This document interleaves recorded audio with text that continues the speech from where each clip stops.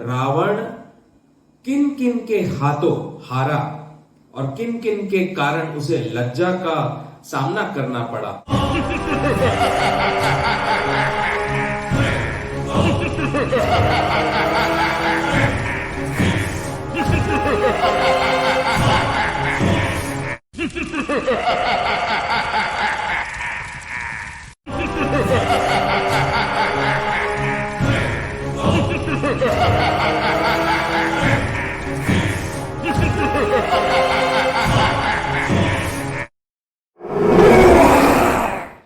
अब देखते हैं रावण को ऋषियों का भी श्राप काफी बार लगा।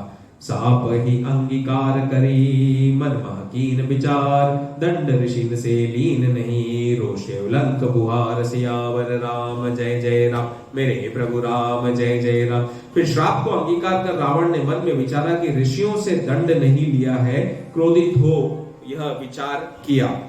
दूत चार पठे ऋषि आश्रम निरखि बिसरि गए, मुनि अध्यात्म दिन सन तब पूछई मुनि हाला, कहो कुशल लंकेश बुहाला, कुशलता सुयह सुनहु मुनीसा, कर तुम सन चाहत 10 सीसा, सुनि सो बचन महाभय पाई, करहि विचार बिरति बिसराई, जेहि दरबार नीति नहीं भाई, खल मंडल जुरि जहता आई, कछु दिन दिए नहीं गति आची, घट भरी रुधिर दिए तनु पाची, दूतन सौंपी कहा मुनि ज्ञानी, भूप ही कहो जाय यह बानी, घट उग्रत क्षय हुई हओ सहित सकल परिवार, दूत तुरंत घट ले गए लंकापति दरबार, सियावर राम जय जय राम, मेरे प्रभु राम जय जय राम। ओम नमः शिवाय ओम नमः शिवाय ओम नमः शिवाय ओम नमः शिवाय। तो रावण ने 4 दूतों को ऋषियों के आश्रम में भेजे, जिन्हें देखते ही मुनि अपनी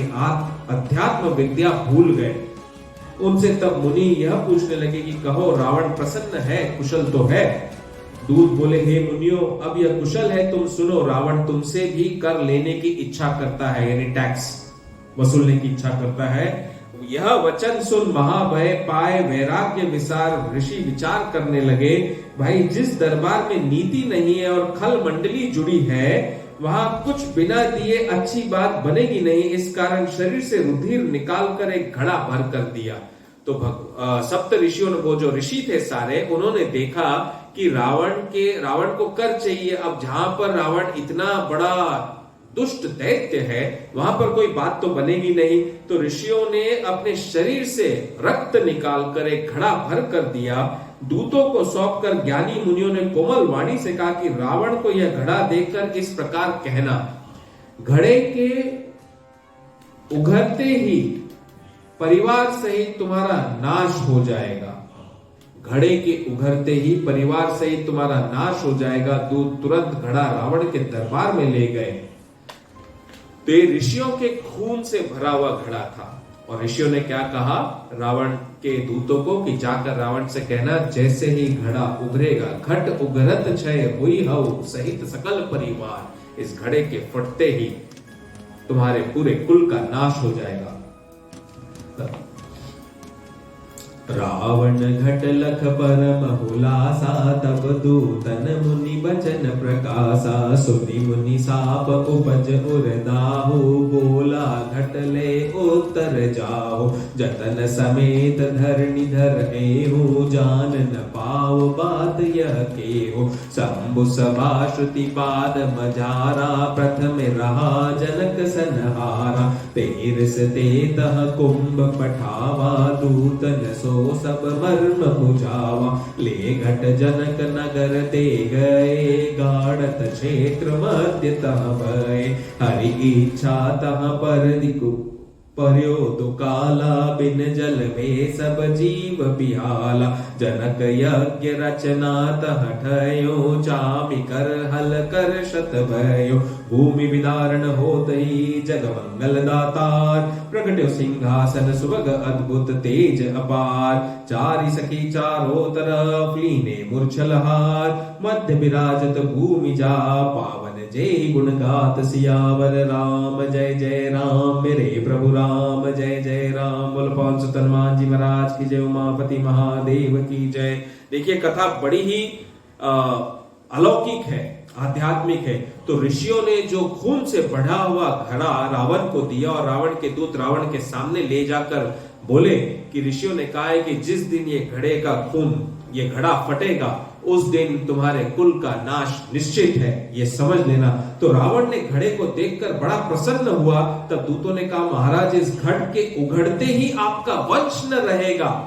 मुनियों का शाप सुनकर मन में बड़ी ज्वाला उत्पन्न हुई रावण के, और इतनी ज्वाला उत्पन्न हुई, इतना दुखी हुआ और होकर बोला कि इस घट को उत्तर दिशा में ले जाओ, यत्न पूर्वक पृथ्वी के नीचे इस घट को दबा देना, जिससे यह बात कोई न जाने।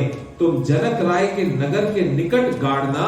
रावण ने विचारा, जिस राज्य में यह उगरेगा उसी का नाश होगा।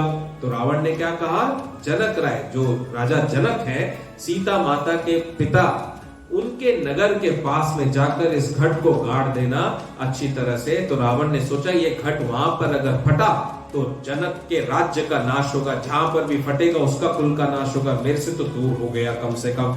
शिवजी को सभा के बीच वेदांत विचार में रावण जनक जी से हार गया था। एक बार कभी शिवजी के वेदांत विचार हुए थे, तब रावण जनक महाराज से हार गया था वेदांत विचार में। उसी क्रोध से वहां घड़ा भिजवाया और दूतों से सब भेद कह समझाया। वे दूत घड़ा लेकर जनक नगर में गए और एक खेत में गाड़ दिया। भगवत इच्छा से एक समय वहां अकाल पड़ा और बिना जल के सब जीव बेहाल हुए। जनक जी ने वृष्टि होने के लिए वहां यज्ञ की और स्वर्ण का हल हाथ में लेकर चलाया। पृथ्वी विदीर्ण होते ही जगत को आनंददायक सुंदर सिंहासन प्रकट हुआ, जिसका अद्भुत और अपार तेज था। चार सखी चारों तरफ मूर्छल हाथ में लिए विराजमान हो रही थी और मध्य में भूमि पुत्री श्री सीता जी शोभायमान थी, जिनके गुणों की कथा पवित्र है। तो जनक जी के वहां पर जब वो घड़ा गाड़ दिया गया, उसके बाद वहां पर क्या हुआ, एक बार अकाल पड़ गया। अकाल पड़ गया, वर्षा ऋतु नहीं हुई, अनाज खेतों में नहीं उगा। तो जनक जी ने यज्ञ किया और यज्ञ करने के बाद जैसे ही यज्ञ करके सुवर्ण सोने का बना हुआ हल उन्होंने लेकर चलाया, तो हल को चलाते ही वहां पर सोने का सिंहासन प्रकट हुआ। चारों तरफ चार स्त्रियां और बीच में सोने के सिंहासन पर सीता माता बैठी हुई, एकदम अपार तेज था। चार सखी थी चारों तरफ। देखकर देखी विदेह विनय सब ठानी, भई तुरत कन्या सुखदानी। सखिन सहित सिंहासन सोई, अंतर भयो चकित सब कोई। रोदन सुनत सुनैना रानी, लीन उठाए गोद सुख मानी। नाम जानकी धर्यो पुनीता, नारद आए कयो तब सीता। सकल लोकपति प्रभु सुख राशि, सो मिली है बरनित अविनाशी। जनक सुता नित बाणत कैसे, शुक्ल पक्ष कर चंदा जैसे। बाल वृद्ध यौवन नर नारी, लागहि सबे प्राण ते प्यारी। पुनि नृप निपुण पढ़न बैठाई, अचिरल काल सब विद्या पाई। बोल सियावर रामचंद्र की जय, पवन सुत हनुमान की जय। तो इस प्रकार देखकर जनक जी ने स्तुति किया। तब भूमिजा तुरंत सुखदायक कन्या बन गई। जो भूमिजा थी वो तुरंत कन्या हो गई। सखियों सहित वह सिंहासन अंतर ध्यान हो गया और सब चकित हो गए। उसका रोना सुनकर सुनैना रानी ने उसे गोद में उठा लिया। सुनैना जो थी वो जनक जी की पत्नी है, उन्होंने उसे गोद में उठा लिया। पवित्र जानकी नाम रखा और नारद जी ने आकर सीता कहा। और नारद जी बोले, जो सब संसार के पति सुख की राशि अविनाशी नित्य स्वरूप है, वे इनके वर होंगे। जनक नंदिनी आपकी शुक्ल पक्ष के चंद्रमा के समान नित्य प्रति बढ़ने लगी। जनकपुरी के स्त्री पुरुष बालक वृद्ध युवा सबको वे प्राणों से अधिक प्रिय लगती। फिर राजा ने पढ़ने को बैठाया और थोड़े दिनों में ही वे सारी विद्या पा गए। इस प्रकार सीता जी का जन्म हुआ वहां पर।